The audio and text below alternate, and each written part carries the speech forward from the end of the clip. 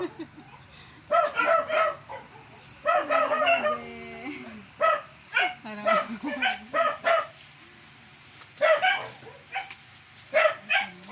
tulog naman ng baby.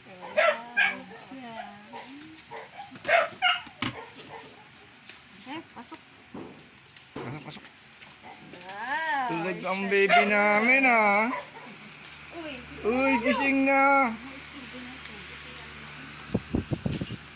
Welcome. Iskandalo yan sa basit. Bakit? Sumisigaw. Ano, anto kasi. Dito na ang tulog. Welcome, baby Sam. Nagtotot na naman ang basit.